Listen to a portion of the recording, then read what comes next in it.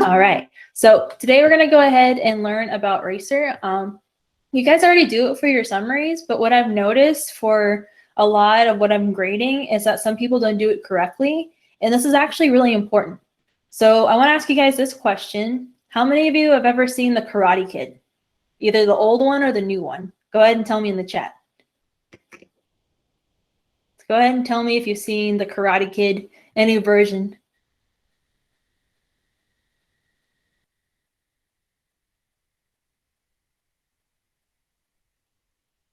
Okay, Mohammed's seen the first one, so awesome. I've seen it. And Axel's seen it. Awesome. Cool, cool. And then Christier says he would definitely recommend it. So in case you haven't seen it, I'm just going to give you a quick summary of the first, the original one. I don't remember the new one. I did watch it, but I don't remember the new one. But in the original, it's about this boy named Daniel. And what happens is that Daniel moves to a new neighborhood and he gets bullied and he gets attacked by other people who are living in the neighborhood. So he learns that his neighbor, Mr. Miyagi, is actually a martial arts expert. And he goes to Mr. Miyagi to learn how to do karate. And every time he goes over to Mr. Miyagi's house for a lesson, Mr. Miyagi says, okay, you need to wash my car. You need to paint my fence. And every day it's the same thing. He goes over thinking he's going to learn a karate lesson, but he ends up just washing his car or waxing things or painting his fence. And finally, Daniel gets to the point where he tells Mr. Miyagi, hey, I came to learn karate, but you've just been making me do chores. Why aren't you gonna teach me karate? And then Mr. Miyagi shows him, well, this whole time you washing the car and you painting the fence is actually preparing you. So he learned that when he waxed his car for him, it was a karate move. When he learned, when he was painting his fence, it was actually a karate move. So even though it didn't seem like he was actually learning anything, he was actually being trained the whole time. And so for R.A.C.E.R, even though it just seems like a random summary or a random extra thing to do for another class, just know the reason why I have you guys do this is because it's preparing you for something in the future. So I don't want to overwhelm you guys and tell you what that is yet, but basically the reason why we do R.A.C.E.R is because it's preparing you for something in the future. So does that make sense?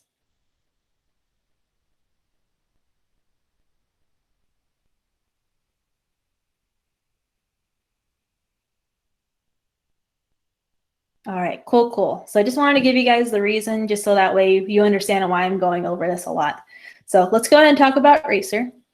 So basically, R.A.C.E.R is meant to answer any text-dependent or analysis question. And basically, a text-dependent analysis question is a type of question that's open-ended. And so usually the questions you have at the end of a essay question.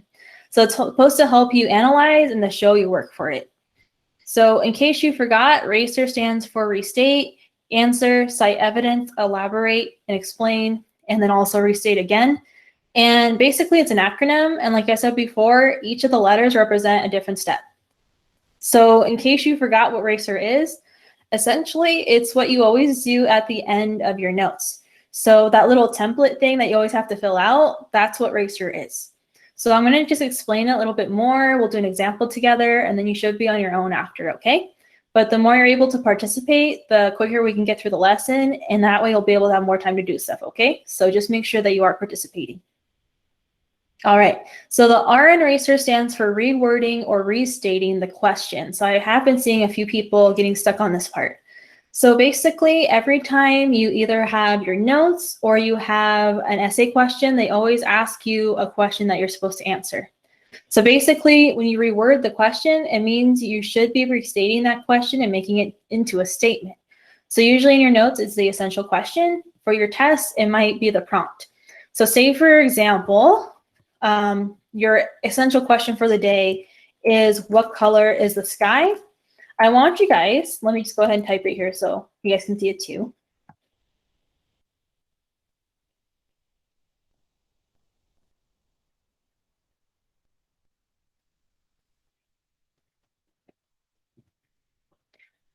So I want you guys to go ahead, use the chat box, turn the question, what color is the sky, into a statement. So remember, a statement, it's not going to be a question. It's going to be kind of like you're saying it as a matter of fact. So I want everybody to at least try it once. Even if you don't feel too good about it, it's giving you good practice. So go ahead and try it out.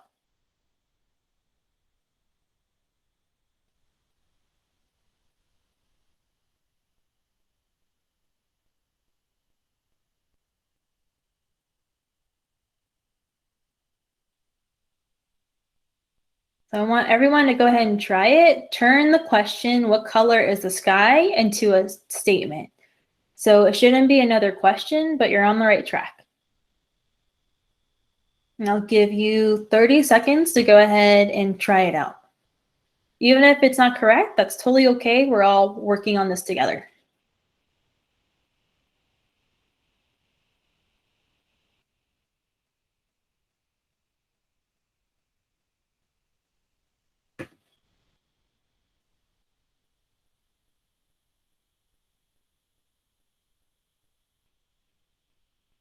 Okay, so I see a lot of really good responses. It could be something simple. So if you're turning the question, what color is the sky? You can say the color of the sky is blue, or you can say the sky is red, according to Christie. So basically, you're just turning it into a statement. So a statement is kind of just like a matter of fact. So you're saying it as if it's a fact. So instead of being like, oh, what color is the sky? It would be like, oh, the color of the sky is blue. So does that make sense?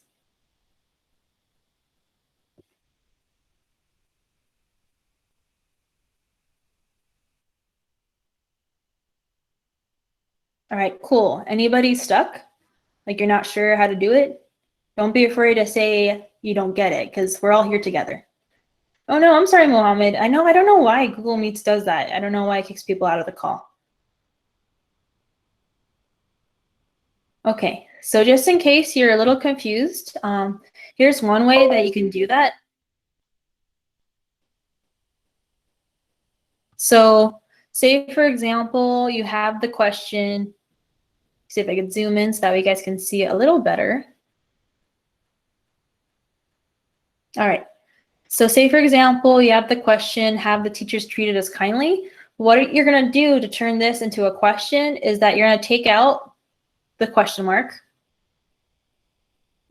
You're going to move the helping verb. So the helping verb would be have, and you're going to put it after the noun. So if the noun is the teachers, you're going to go ahead and put the teachers have treated us kindly and put a sentence at the end. If the question is, had they already eaten, you would move had, put it behind the noun, and then change this to a period. So hopefully that helps a little bit more, but just know that for the first R and R.A.C.E.R, it should be a statement. So if you're making another question, basically you need to go back and reword it. And Christie says, steal some words, boom, good sentence. And right, you're exactly on. So basically you don't have to reinvent the wheel, just reword what you've got. So awesome. All right, so let's see, the A in R.A.C.E.R stands for answering the question. So basically, this is the easiest part. So say, for example, if I'm asking you what color is the sky, that's your answer. So go ahead and try it out. Let's try something simple because I know the color of the sky has more science. We could do like, okay, here's your question to answer. So say, for example, this is your A. Tell me why students like the game Among Us. Okay, so pretend that's your essential question. Go ahead, tell me, why do students like the game Among Us?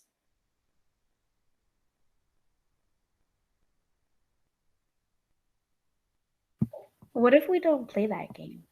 You can say, we can also make it, tell me why students like to play video games. Is that a little bit easier? Yeah. Okay, try. You're welcome. Go ahead and try that one out. So if you don't know Among Us, tell me why do students like to play video games? So go ahead and try it out in the chat, just so that way you get a feel for it. Okay, Jada put a really good response, a complete sentence, that's awesome. She said, students like to play the game Among Us because it's a fun game to play with your friends where everyone can joke around. So awesome. So go ahead and try it out. If you don't know what Among Us is, you can tell me, why do students like to play video games? Even if you don't play them yourself, try to think of some reasons as to why students like to play it. Shania mentioned because you meet new people like you. That's another really good reason. Awesome. Let's do a couple more and then we'll keep going. Oh, and also Aaron mentioned because the game, it's a kind of like it's a different style of game, so that's good. And then Aaliyah mentioned video games are fun and they could also help people escape away if you're sad. So good. And then Miani mentioned students like video games because it's a form of entertainment and a whole bunch of different other reasons why, right? So basically, oh, you want to share, Axel? I guess the reason why people love Among Us so much is because of how much it makes people not trust each other and how much thinking is required behind it. Yeah, that's an awesome answer as well. So good work, Axel. Awesome. So you guys have some really good answers. So just like with how you answered this question, that's what you're going to be doing for the A in R.A.C.E.R. So the A in R.A.C.E.R doesn't have to be too complicated. Essentially, you're answering whatever question the prompt or the essential question is asking you. So go ahead, give me a thumbs up if you got it, you understand. Give me a thumbs down if you don't understand. So go ahead, give me a thumbs up if you got it. Give me a thumbs down if you don't got it.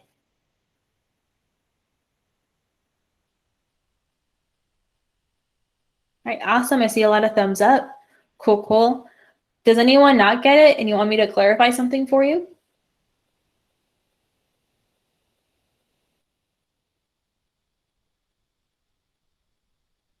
All right, it looks like most of you got it. Don't be afraid to stop me, okay? If you have a question, you can even use the mic if you want as well. So that's what the A in R.A.C.E.R is. The C in R.A.C.E.R would be to cite the evidence. And I think most of you have this one from what I've seen when I graded your notes. So basically, citing the evidence, it's really important, especially when you get to college. So say, for example, if you're writing a report on like bees or something, and you decide to use a quote, if you don't tell the person that's reading it where you got the quote, that's actually considered plagiarism. By not saying where you got the quote, it's kind of like pretending that the idea was your own, and that's like cheating. So it's really important to make sure that you cite your evidence so that way you don't get in trouble for that later on. So basically, most of you have this, but just in case you forgot, for history, when you cite the evidence, you're always going to cite either your notes or the additional information that the prompt is giving you. So any questions about citing the evidence? Any questions, comments, concerns?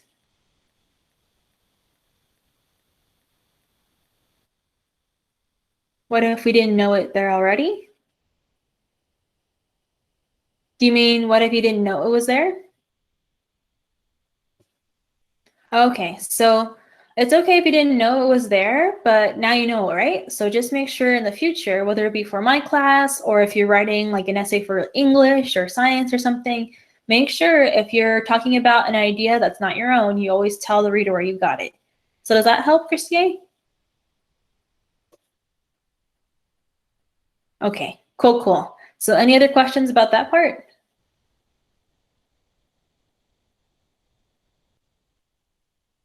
All right. Oh, thank you, Jada. I appreciate it when you guys use the chat because it just lets me know that you guys are there and you're following along. And also that my computer is not lagging behind or something. All right. So the E is where a lot of people are getting confused. So E means to elaborate or you're going to explain it. So in addition to the evidence you've cited from the prompts, you will need to supply your own reasoning for why you think the answer is correct. Give an example, extend, or explain what it means. So what's been happening for the E is that some people just say like, oh, I know this is the answer because it says in the text. So think of the E as explaining like the A. So say, for example, if your answer to, let's see, let me look at your answers. Okay, so say, for example, your answer to the question, why do students like playing video games, is students like to play video games because it's a distraction. Tell me, and it's fun. Here you would explain the game. So you'd explain why is it fun. Some of you mentioned it's kind of like the style of game that it is. It's a game where you play with your friends. It's a game where it's a teammates, or you work with your teammates and stuff. So essentially, for elaborate and explain, don't assume that your reader, and so most of the time the reader would be me, don't assume that I know everything. Explain this as if you're talking to a younger brother or sister. And usually for elaborate and explain, you're going to use something called inference to explain how your evidence supports your answer. And inference is usually just using context clues to analyze and explain your answer a little bit better. And you guys actually use inference all the time. So I'm going to go ahead and give you an example. So say, for example, your friend walks past you without smiling. Her head is hanging down. She wipes away a tear from her eye, and you look at her report card. What happened? How do you know? So go ahead and tell me in the chat what's wrong with your friend. So here's your A for this example answer, or the A, or the not the A, the essential question I'm going to give you. What is wrong with your friend?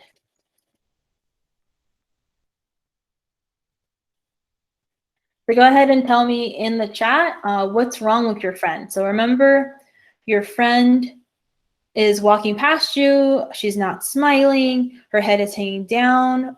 She wipes a tear away from her eye and looks at her report card.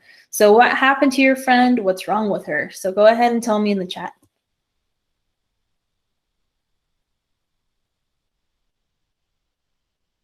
And then make sure, Kimoni, that you actually, yeah, you're on the right track, but just make sure it's appropriate for school, okay? Okay, good. Most of you are on the right track. So go ahead, if you haven't already, go ahead and type in the chat box, okay?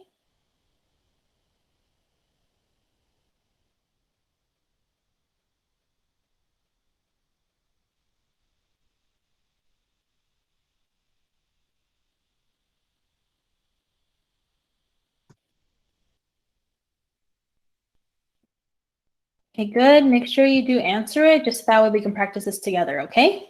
So I'll give you 30 more seconds to go ahead and answer it, okay?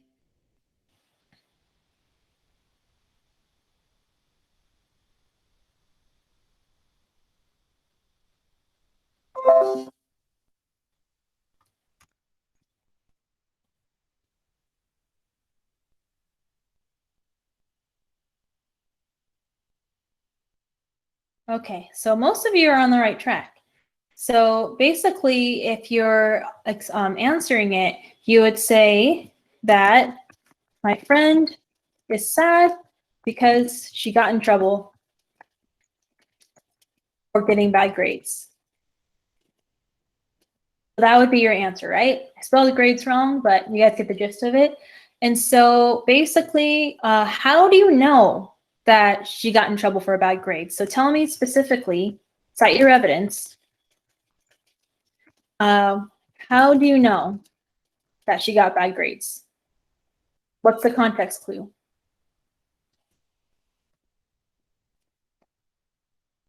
Tell me what clues or details tell you that she got bad grades. All right, so I put it in the chat, but cite your evidence now. So you guys are saying that she's sad because she had a bad report card. So go ahead, tell me your evidence. So tell me specifically in the sentence, how do you know that she got bad grades?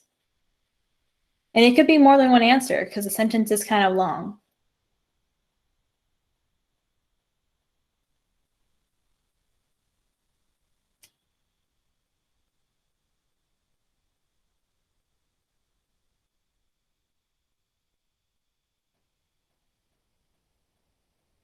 See, I'll give you 20 seconds because most of you are on the right track. So 20 seconds, go ahead and tell me what specifically in the sentence tell you that she has bad grades.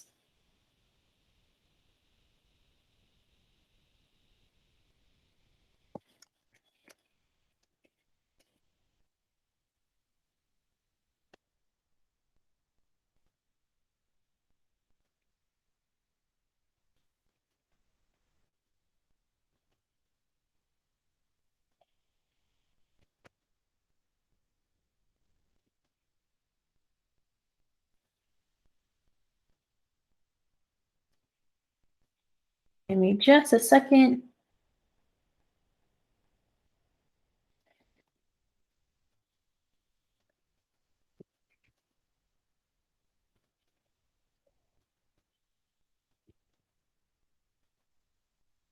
Almost done, guys. Hang on. Something you do.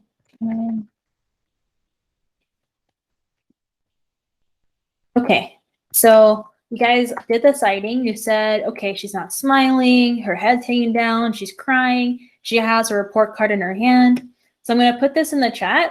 So if she wasn't smiling, she had her head down and she had a report card in her hand, go ahead, elaborate and explain, how does crying and like having your report card in your hand know that she got bad grades? So go ahead and tell me in the chat, is this something that you normally do when you have good grades? Go ahead and elaborate and explain. So how does knowing that she's like crying and like her head down tell us that she has bad grades? How do I know she's not crying about like something she saw on TV?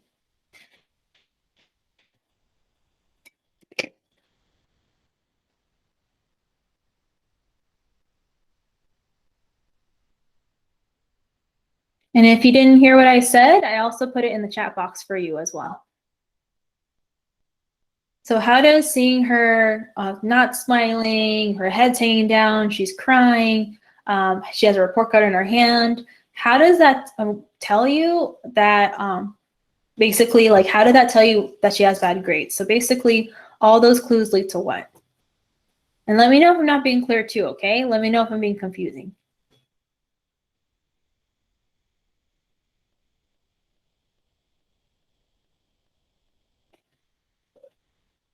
So let me ask this question. Would you normally be sad and crying if you got good grades? On a serious note, because I know we can joke around about it. Yeah, Austin mentioned if she got a good grade, that would mean she would have a big smile. And then Christy also mentioned, well, I can only infer from the card in her hand, and when you put two and two together, I can tell from personal experience. So maybe your answer for the E would be that this I can infer by looking at her tears, by looking at the report card, by looking at how sad she is. We can infer. So infer is in other words saying by putting the clues together, we can tell that she's sad and she didn't get in trouble maybe she got in trouble for having bad grades.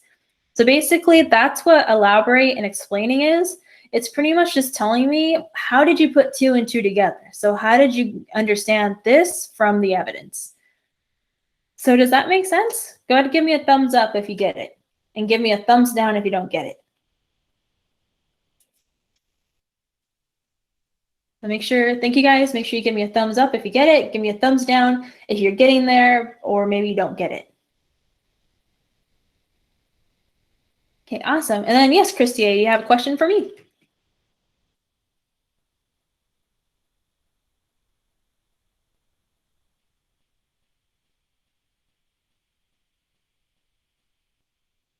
Hint, hint, wink, wink. Yes, maybe you'll be using this later on, not just for your notes. So that's why I'm going over it, because I can't tell you yet, but you're going to be using this later on, which is why it's important to know now. So really good question. All right, so we're going to practice this later on in case you're still not sure. But just to show you what's been happening, and the reason why I'm going over this as well, is that typically when I've been grading your erasers, when I look at the explain, so say for example, this isn't a specific response, but this is like a combination of a bunch of responses I got. Basically, this is from the geography notes. And then the essential question I think for that one was, oh, why is geography important? The person says, according to the section, what is geography? It states that geography is study of the earth. This person put, this reinforces what I learned for class, and it helps me to remember why geography is important. But does this answer the question, why geography is important? So does this right here in the blue, does it tell you why it's important or not really? Yeah, no, right? So it doesn't really tell you anything. So what you're going to do, this is a good response of how to answer, is that same exact thing that they quoted from, but this person put, according to the evidence provided, we can infer, so using context clues, that geography is important because it allows people to study not just the earth itself, but also geographical features and the people who live there. So just think for the E in eraser, you should be explaining your thinking. So if you're saying why geography is important, tell me the exact details. So that's what the E is. If you're still kind of stuck, don't worry, we're gonna go through an example together. All right, so let's go ahead and look at the last R. This is your favorite part, I think, for everybody. All you do is just put a sentence starter, like all in all and in conclusion. And basically at the end, you have your last sentence. So this is an example of how somebody used R.A.C.E.R for why is the sky blue. and each color represents a different letter in the acronym. So this person said the sky is usually blue, that's the R. The A is because of how we see light waves and the different weather conditions. C is according to scientists, so they're quoting the scientist, humans see color based on the different kind of light waves that are visualized. The E goes in and explains that science and also the answer. On a clear sunny day, the sun is directly shining on us because the molecules in the air reflect the scattered blue light waves more than red or orange. And they explain it in the last sentence. You're basically just rephrasing the first one. So when you finish at the end, you're going to have this big, fancy, really nice, well-written paragraph. All right, so I already went over those. So I want to go ahead and practice this together with you guys, so that way you understand a little bit better. So let's go ahead and look at this one. So we're gonna go ahead and practice, this is gonna be our practice question. So the practice question is, why do students procrastinate? So let me just do this really quick, so we'll have it ready after. Drag this over to my other screen so it doesn't bother you guys. So let's go ahead and do R.A.C.E.R for this question. So for this one, the question is, why do students procrastinate? So using the chat box, go ahead and turn this question into a statement.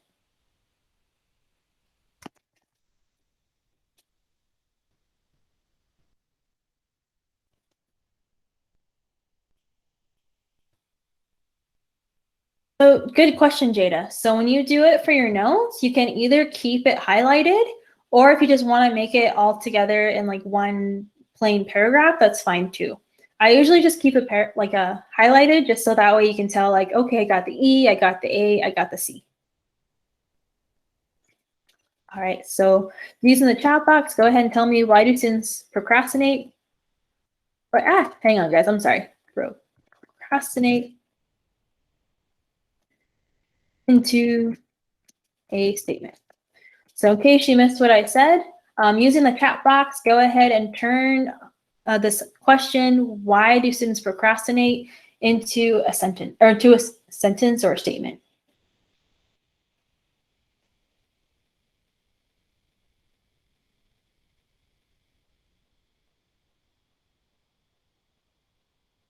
All right, so I'm seeing some really good responses. I'll give you guys 30 seconds to go ahead and type your response. Even if it copies somebody else, that's totally fine. Ooh, and some of you are already putting in the answer. Some of you are already getting ahead, like Kimoni and Joseph. Good work, guys. And Aaliyah, too.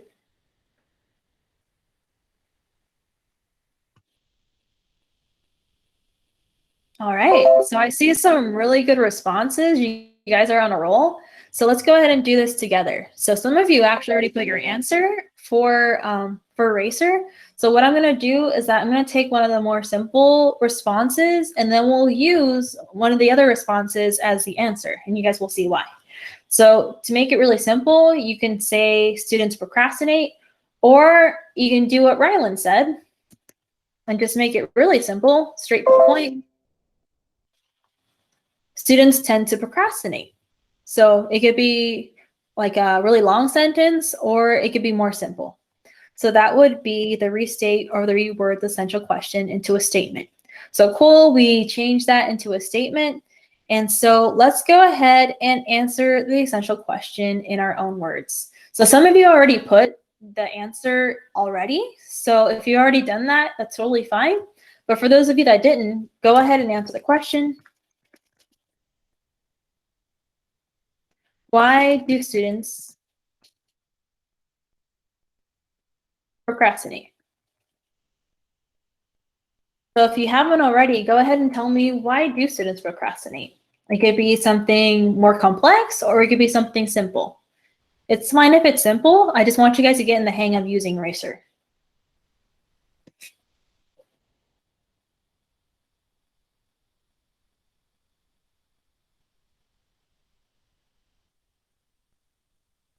So if you haven't already answered, go ahead and tell me, why do students procrastinate? It could even be from your own experience as well. And I'll give you 30 seconds to go ahead and put your answer if you haven't done so already.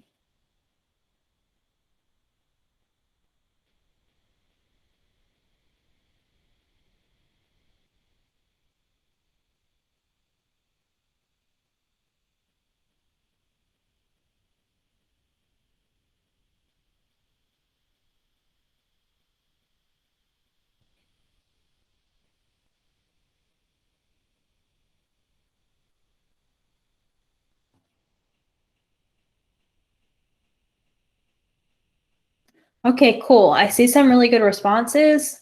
And basically, I think if we put it all together, a lot of you said they don't really want to do it. Maybe they don't feel like it's worth the effort. Maybe they're lazy.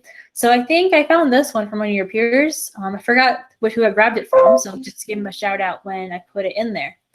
So basically, let's go ahead and put this one. So we can say students procrastinate because they lose focus and get distracted. I think that summarizes pretty well what we're saying, because they often lose focus and get distracted. So shout out to that person. I forgot who I grabbed it from, but good work. So we have our R, students tend to procrastinate. Students procrastinate because they often lose focus and get distracted. So now we're going to go ahead and cite evidence from the text. So I grabbed this one from a portion of an article. So would you guys like me to read it with you, this little article tidbit?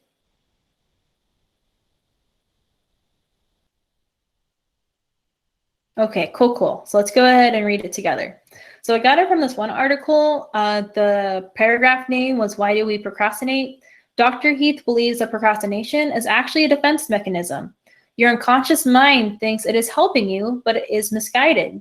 So the procrastinator's mind uses a defense mechanism, repression, to kind of forget about the task. Oh, there are so many other things I'd rather do, and the procrastinator usually minimizes the amount of time the task will take. So this, of course, is the trick that our mind plays, and it hopes that the task will go away. So let's see, your answer to the essential question was, let me see if I can pull it up. And I'll paste it in the chat so that way we remember. So your answer to the essential question was this. Your answer was students procrastinate because they often lose focus and get distracted. So what I want you to do is that I want you to go ahead and pick one sentence in the little tidbit right here that supports your idea that students procrastinate because they lose focus or get distracted. So go ahead and pick one sentence. You don't have to type the whole thing out. You can even just tell me what sentence number it is.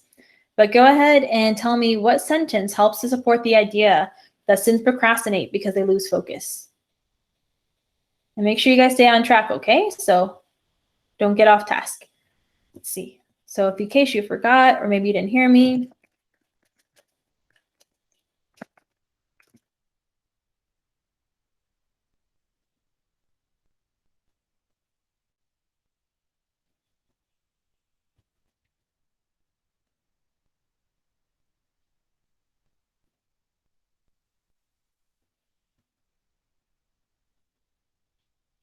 okay. And I spelled that wrong because I typed it really fast. So go ahead, if you haven't already, tell me one sentence from the text that supports the idea that students often lose focus and get distracted. So you can either type out the sentence, or if you just want to be really quick, you can just tell me the number sentence it is.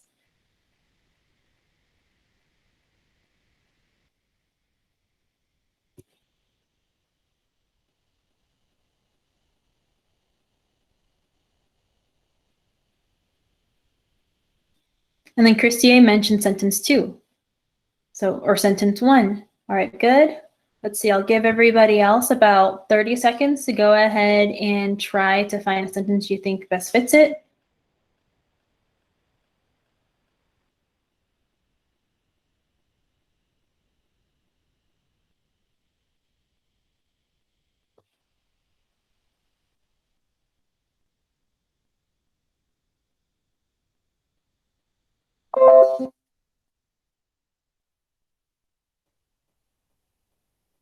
All right. So I think you guys are on the same track. You picked the same sentence. So let's go ahead and put that together. So let me go ahead and fix this really quick so that way we can see both.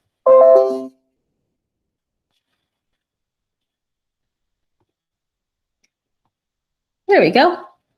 So let's go ahead and do it together. So you guys picked a really good sentence. Let me make this a little bit bigger so that way we can see it.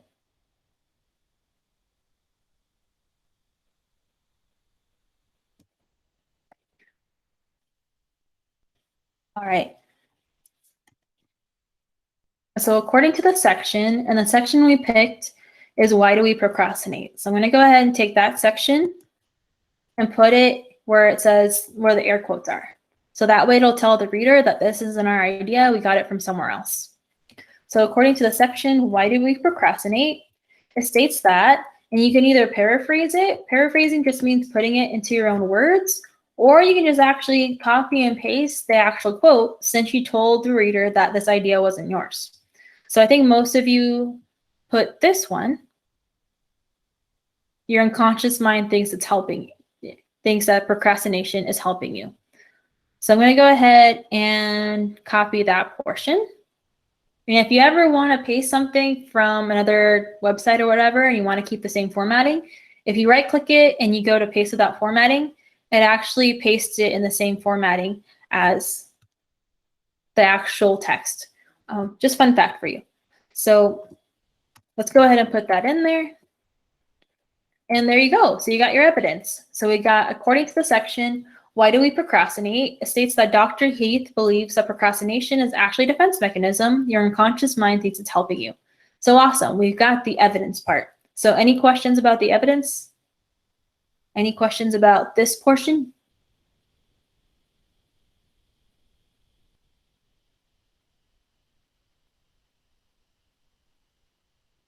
Give me a thumbs up if you got it. So go ahead, give me a thumbs up if you got it. Give me a thumbs down if you're kind of getting it.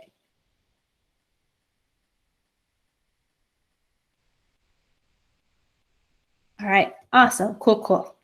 So like I said before, don't be afraid to stop me if you get stuck, okay? Because we're all here together. So let's do the E part together because it's kind of tricky. So remember, E stands for elaborate and explain. So let me make that a little bit bigger so we can see it. So basically, you're going to elaborate how your evidence supports your answer. So remember, your answer is students procrastinate because they often lose focus and get distracted.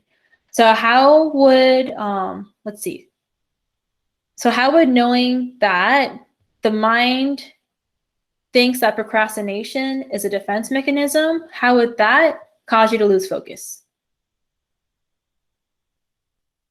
So how would knowing that your mind is trying to help you would have caused you to lose focus? So say, for example, an assignment is like due tonight, but your mind's like, don't worry about it. Like, you've got time.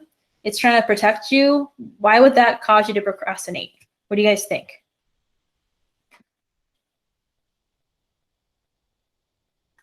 Or actually, a better way of putting it, because I know this part's really tricky. Let's see. So if we go back to the other part, oh yeah, Kimoni's got it. So if you look at this and your mind's telling you like, oh, it's helping you, you don't need to do it right now, you think you can do it later, right? So by looking at the evidence provided, we can infer, so looking at your context clues, that students often think that they can do an assignment later and get distracted. That's a really good way of answering it. So good job, Kimoni. You did an awesome job. So let's try to do one more example so that way we kind of get the feel from it. So anybody else want to put their 2 cents about it? Why would knowing that your mind is using procrastination as a defense mechanism actually cause you to procrastinate? Yeah, and Mione actually has a really good answer. She mentioned your mind is telling you that you have a good time or that you have enough time, right? So there's a couple different ways of answering this. So if you look here, I didn't say, oh, because the quote tells me. You're explaining this is why the quote is supporting my answer. So does the E and elaborate make sense? Go ahead, give me a thumbs up if you got it, if you're like, I understand the E now, or give me a thumbs down if you don't understand this portion. Okay, so Christy A says, then why do we freak out when it's about to be due? I'll actually give you these slides after, and then I have the actual article. So if you want to go through and read the article, you're totally welcome to do that as well. So good question, Christy A. All right, so anybody have any questions about this? Are you guys good with this one?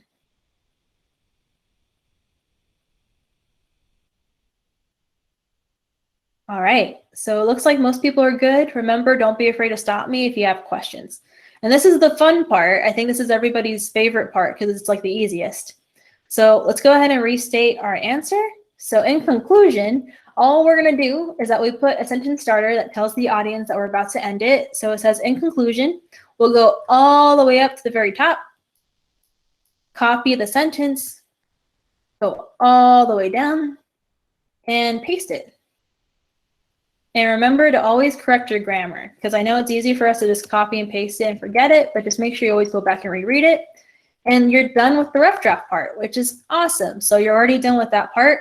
So what we're going to do now is, because I think a couple people forgot about this for their last notes, is that we're going to go ahead and actually put it all together. So what you're going to do, and typically what you do for your notes, is that you copy and paste each portion, and you put it in the summary box. So let me do that really fast, so that way you can see it.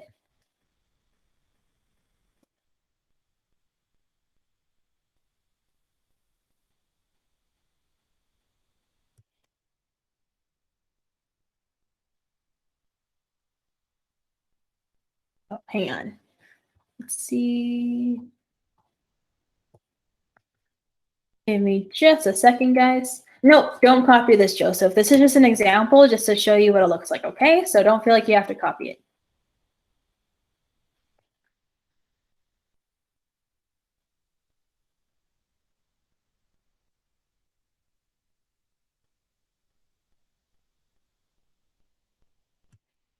So like I said before, you don't have to copy it.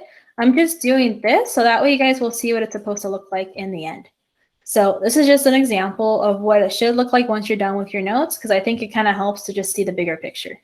So say, for example, for our example one, once you put it all together, try to make sure you tab it, but if it doesn't work, just put some spaces because you always want to indent your paragraph. And essentially it's going to look like this. So at the end for your notes, you should not only have the R.A.C.E.R template filled out, but you also need to have the summary filled out as well. In case you guys didn't know, for the notes, the summary is 10 points. It's 5 points for the R.A.C.E.R template and then 5 points for the final draft. So does anyone have any other questions about R.A.C.E.R or how to do it? Give me a thumbs up if you feel better about R.A.C.E.R, or give me a thumbs down if you kind of get it better, or you want me to explain some stuff. Okay, awesome. I'm happy I was able to help some of you guys today, so that's cool. Awesome, awesome. So like I said before, just make sure you try to follow these steps. I know it seems like a lot, but trust me, in the end, when you finally have to do writing stuff and we do other stuff later on in the year, it'll make things a lot easier. So I'm happy I was able to help you guys out with that today. And if you ever have any questions about this, just know that I have office hours, so please don't be afraid to come to office hours, and I'll be more than happy to walk you through this again. So that's for R.A.C.E.R.